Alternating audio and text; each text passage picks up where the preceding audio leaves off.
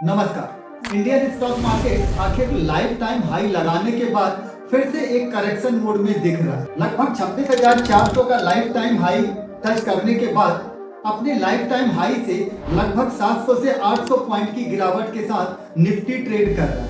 अब ऐसे में सवाल ये उठता है कि जो शॉर्ट टर्म निवेशक हैं या जिनको पैसा लगाना है बाजार में, वो करें तो करें क्या। तो आज के वीडियो में हम कुछ पॉइंट्स के आधार पर समझने की अप्रोच लगाएंगे कि किस समय और किस स्टॉक पर पैसा लगाने से बचना चाहिए ताकि रिस्क कम हो। हमारी किसी भी शेयर या स्टॉक पर कोई भी बाय या सेल रिकमेंडेशन नहीं है। जिन स्टॉक्स का नाम हम अपने वीडियो में रेफर करेंगे वो केवल समझने के पर्पज से हैं। आप इन स्टॉक्स पर ट्रेड करने से पहले अपने वित्तीय सलाहकार से अवश्य सलाह लें। तो सबसे पहले हम ये समझते हैं कि जब भी कोई कंपनी डिविडेंड का अलाउंस करती है कि हम इस स्टॉक पर या अपने स्टॉक पर इतने रुपए पर शेयर डिविडेंड प्रोवाइड करेंगे, उस समय नए निवेशक को उस कंपनी में निवेश करने से बचना चाहिए।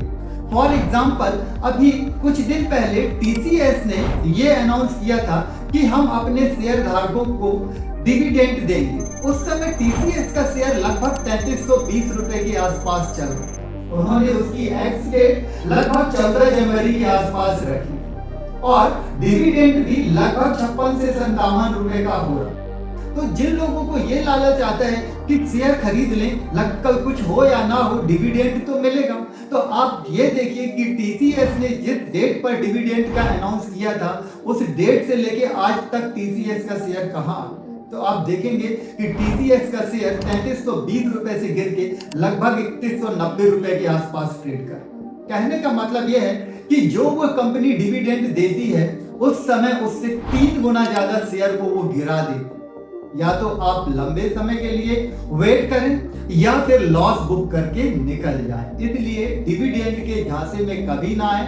आप बहुत सोच समझ कर डिविडेंड देने वाली कंपनी पर अपनी होल्डिंग को और खासतौर पे डिविडेंड देते अनाउंस करते समय इन्वेस्ट करें। इसके बाद दूसरा एग्जांपल हम कंसीडर करते हैं क्वार्टरली रिजल्ट का। आप देखेंगे कि हर कंपनी अपने क्वार्टरली रिजल्ट लिस्ट करती है, बताती है कि हमारा परफॉर्मेंस ये रहा। और जब भी कंपनियों का क्वार्टरली रिजल्ट आने वाला होता है, कंपनियों से रिलेटेड स्टॉक अपने आप किसी एक डायरेक्शन पे मूव करना स्टार्ट कर देते।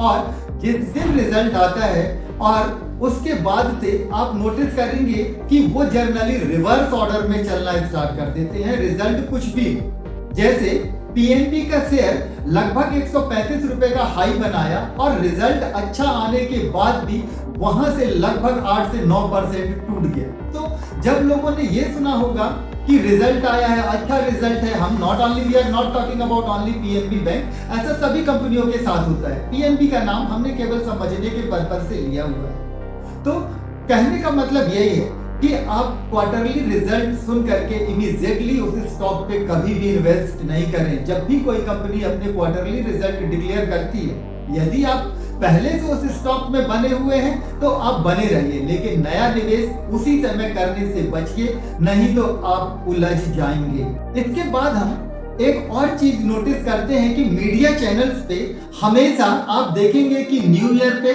या दीपावली पे बहुत बड़े बड़े इन्वेस्टर्स आते हैं और वो अपनी 1 साल या 2 साल के लिए इन्वेस्टमेंट पिक देते हैं। वो जो पिक देते हैं वो 90% सक्सेस होती हैं, लेकिन जब वो आपको उस पिक को प्रोवाइड करते हैं, आप उसी समय इन्वेस्ट करने से बचें। आप देखेंगे कि बहुत सारे मीडिया चैनल्स पे बहुत सारे स्टॉक्स को लेकर 1 ईयर की पिक दी गई थी कि ये 1 साल में यहाँ से यहाँ चला जाएगा, ये शेयर इतना चल सकता है, उतना चल सकता है। और जिन लोगों ने भी न्यू ईयर में उसी समय निवेश कर दिया होगा, अब आप बहुत ज्यादा लॉस में होंगे। आप इसको सबसे अच्छे से रिलायंस के एग्जांपल से समझ सकते हैं कि रिलायंस का स्टॉक जब न्यू ईयर पिक दी गई थी तब लगभग 1600 के आसपास ट्रेड करने लगा था और अब देखिए कि गिरकर कहां पे आ।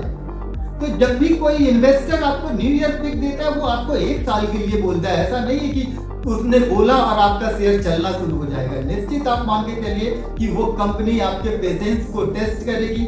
निश्चित तौर पे जिस प्राइस से न्यू ईयर पिक या दीपावली पिक दिया जाता है, वहां से 20% नीचे जरूर वो एक बार स्टॉक आएगा। आप उसके नीचे आने का इंतजार करिए और फिर उस कंपनी में इन्वेस्ट करेंगे, देन आप बहुत लो रिस्क पर अच्छे रिटर्न कमा सकते। इसके अलावा प्री बजट स्टॉक्स भी होते हैं, उन पे भी कभी मत फंसिए। आप देख लीजिए कि रेलवे से जुड़े और डिफेंस से जुड़े स्टॉक्स का क्या हाल हुआ है पिछले 5 से 6 दिनों में।